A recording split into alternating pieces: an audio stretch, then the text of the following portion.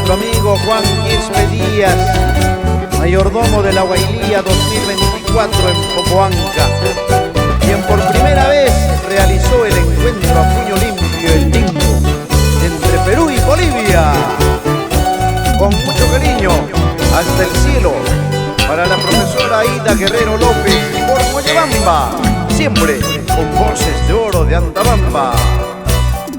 Madre tierra me ha criado valiente y fuerte, entre Huaylillas y Prosas se enciende la fiesta, tiembla el suelo, retumba el corazón, a puño limpio se juega nuestro honor.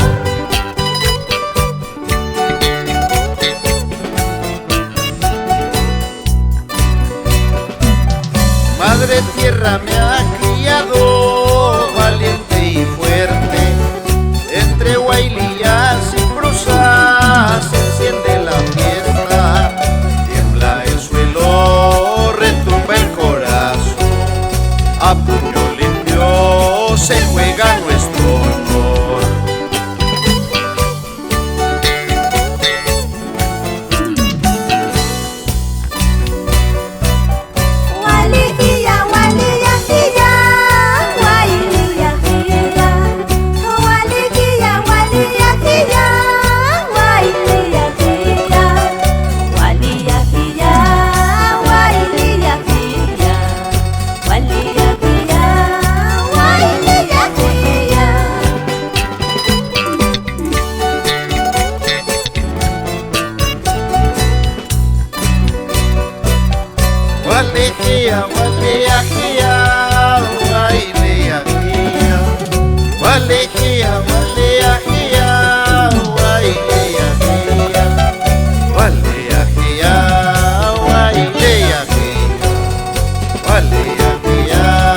Huaylillas,